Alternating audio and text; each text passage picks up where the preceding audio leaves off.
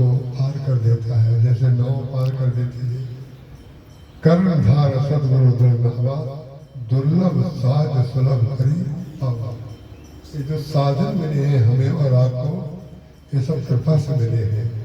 ये साधन दुरुपयोग करने के लिए नहीं मिले हैं, ये साधन भगवान की सेवा में लगाने के लिए मिले हैं। सदगुरु की बात इसलिए अभी याद आ गई। देखिए, एक बात मैंने कहा था, उसका कोई अर्थ कहीं दूसरा ले सकता है। मुझे लगा अभी बता दो, कहीं भूल न जाऊं। मैंने एक बात के प्रारंभ में कहा था, मैंने महाराज जी से ही लिया है और महाराज जी को दिया है। तो महाराज जी से लिया है, इसको तो लोग बचा लेंगे।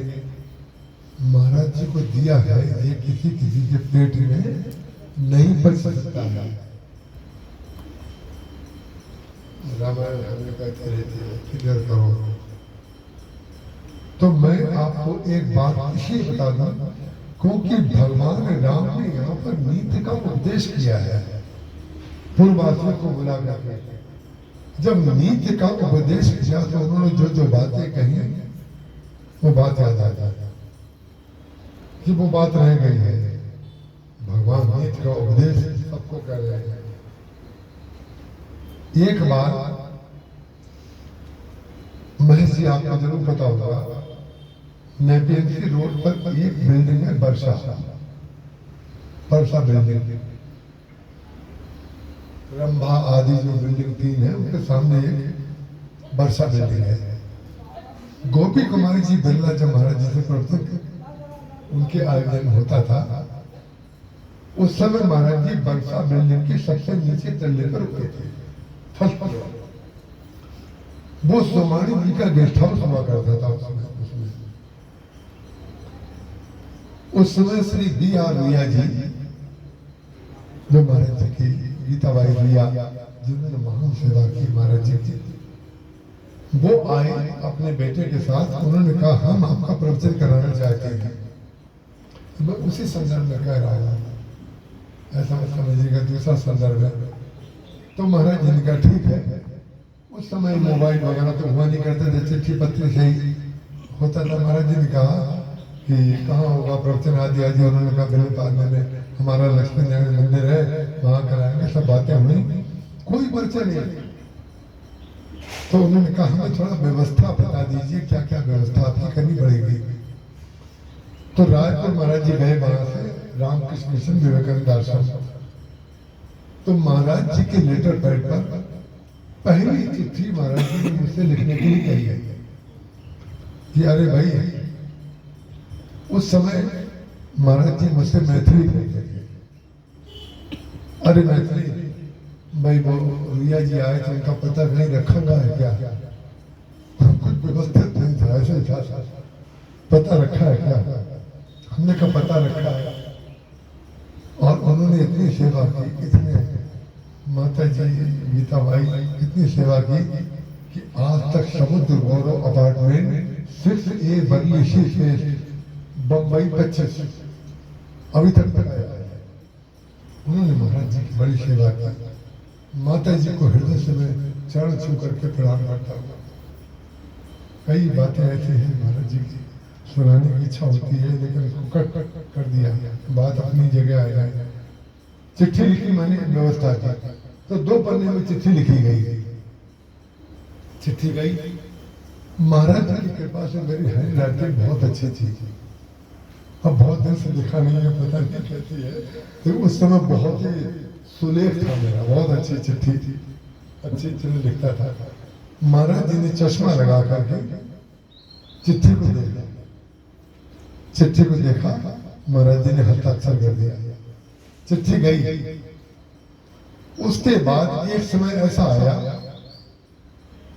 करीब 1.5 साल के बाद 17 चिट्ठियां मैं दोपहर में जब महाराज जी विश्राम करते थे, उस समय में चिट्ठियां लिखता था, चिट्ठियों के जवाब देता था। 1 मिनट विश्राम नहीं करता था मैं दिन में, दोपहर में भी सेवा करता था। चिट्ठी लिखी, 17 चिट्ठियों पर हस्ताक्षर करना था। किसी में 4 लाइन, किसी में 10 लाइन, किसी में पूरा। बहुत लंबे लंबे मैटर भी होते थे।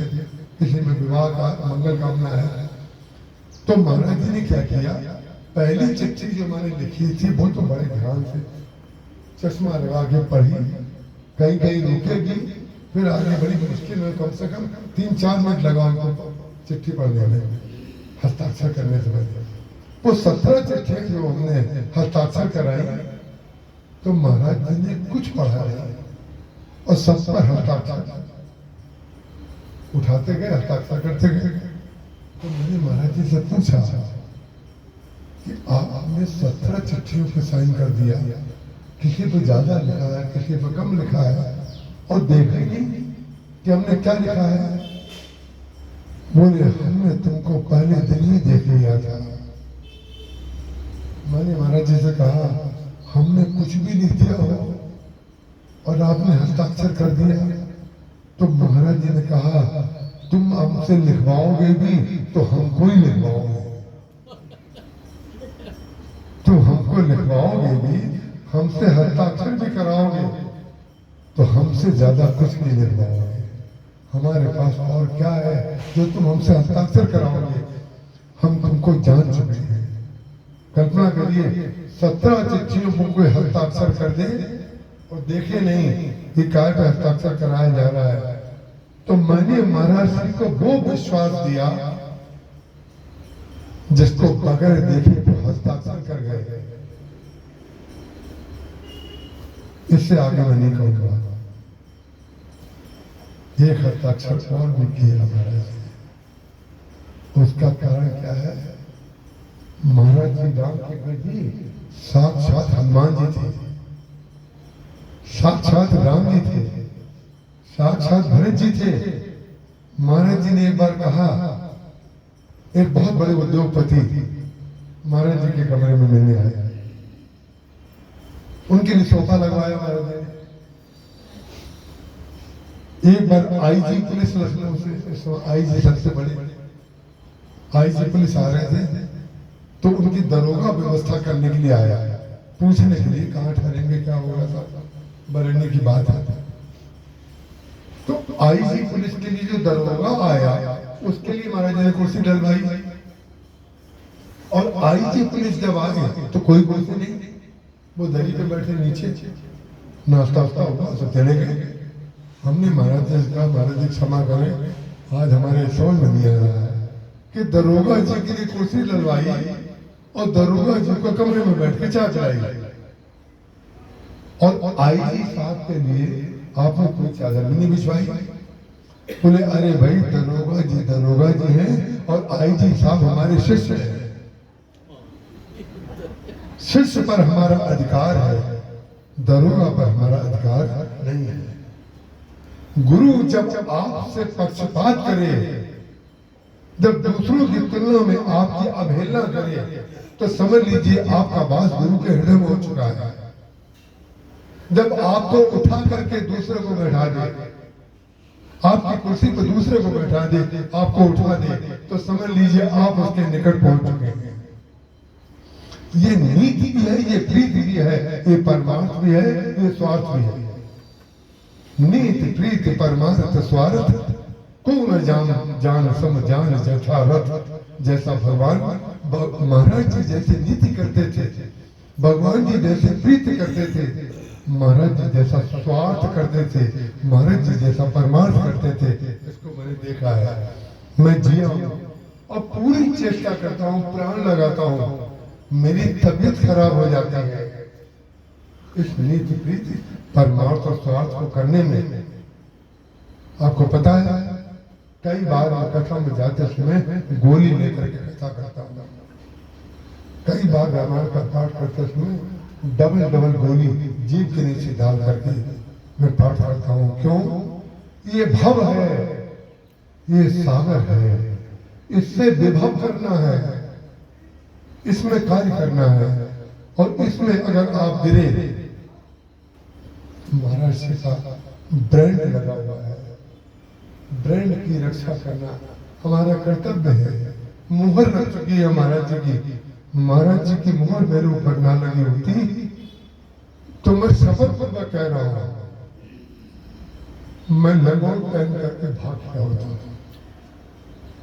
मैं किसी को नहीं मिलता करता। जीवन में मैं जो कुछ कर रहा हूँ केवल महाराज जी के लिए कर रहा हूँ, और महाराज जी के लिए वो कर रहा हूँ जिसको मैंने महाराज जी का कार्य माना, जो मैंने सुना है, जो मेरी बुद्धि में आया है, बस उतना कर रहा हूँ। भगवान राम ने अपने अयोध्यापुर वासियों को यहाँ पर उपदेश दिया, एक बार पर बस नहीं, एक बार केवल उपदेश किया है। भगवान राम ने पूरे जीवन में केवल एक उपदेश किया है, बस दूसरा उपदेश नहीं किया। उन्होंने कहा जो अनीत कछु भागो भाई, तो मुहि बरजो भय बसराई, तुम मुझको राजा मत माने, यदि आप हमसे डरते रहेंगे तो हम राजा नहीं हैं, अगर आप हमसे निर्भीक हो जाएंगे तो हम राम राज्य के राजा हैं। बोले आप हमारे आज्ञाकारी हैं, वो तब सिद्ध होगा अगर मैं किसी दिन कोई गलती करूं। भगवान कह रहे हैं, हम लोग कहते हैं हमने जीवन में कोई गलती नहीं की, अरे हम कह रहे हैं हमने गलती की, लेकिन गलती करने के बाद अपने बाप से माफी मांगने का अधिकार तो होता है ना, अपनी मां से माफी मांगने का अधिकार तो होता है।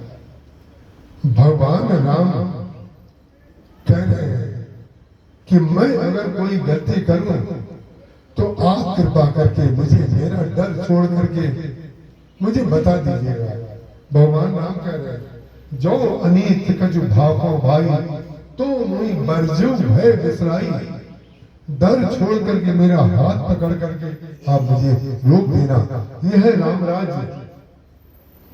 हनुमान जी सेवा तब करते हैं जब राम राज्य होता है, जब राम होते हैं तब सेवा होती है। हनुमान जी जैसे सेवक जिसको प्राप्त हो, हम कहते हैं भगवान राम का प्रारब्ध भाग्य देखिए, उनकी प्रभुता इससे सिद्ध होती है कि हनुमान जी उनके सेवक हैं। जामवानी महाराज ने कहा था जाके हनुमान से सेवक, अरे जिनके सेवक हनुमान जी हैं मैं उनकी राम की बात कर रहा हूं। मैंने हनुमान जी का ब्रांड लगा है राम जी के ऊपर, हनुमान जी की वो महिमा है, और वो ही भगवान राम की महिमा है। जो जब कहते हैं जो अनीत कछु भागो भाई, तो मोहि बरजो भय बिसराई, कभी भी ये नहीं मानना चाहिए कि हमसे कोई दोष नहीं हुआ है, लेकिन दोष के दृष्टा होने चाहिए, गुण का दृष्टा नहीं होना चाहिए। जिस दिन आप अपने दोष के दृष्टा हो जाएंगे उसी दिन गुण आपके अंदर स्थापित हो जाएगा, और जिस दिन आप अपने गुणों के दृष्टा होंगे उसी दिन दोष स्थापित हो जाएगा। ये रामचरितमानस के वो सूत्र हैं जिसको पढ़ने के बाद एकांत क्षणों में, शांत क्षणों में उसका ध्यान करना पड़ता है। ध्यान आंख बंद करके याद करना पड़ता है कि चौपाई का अर्थ क्या है। आंख खोल करके गोस्वामी जी को नहीं समझा जा सकता, उनके लिए आंख बंद करना पड़ेगा। तब गोस्वामी जी क्योंकि अंदर है, बाहर तो संसार दिखाई देता है, अंदर जब जाएंगे तब समझ में आएगा। क्षमा करिएगा, गोस्वामी जी और महाराज जी को जब मैं याद करता हूँ तो मन होता है जो जो मेरे पास है, जैसे संपत्ति बाप अपनी देना चाहता है अपने बेटे को, ऐसे उस भाव से मैं आपको बताता हूँ कि मेरे ये समझ में आया है, मैं आपको भी दे दूं। अगर कोई चीज आपके काम आ गई तो वो मेरे कल्याण का कारण बन जाएगी, आपके कल्याण का तो बनेगी, क्योंकि आपने रख नहीं, समझ में आ गई, और आपको मैंने दी, आपके काम आ गई, तो वो मेरे कल्याण का काम बन जाएगी, कारण बन जाएगी। इसलिए अपने स्वार्थ के लिए मैं रुक रुक करके आपको कुछ बता देता हूँ।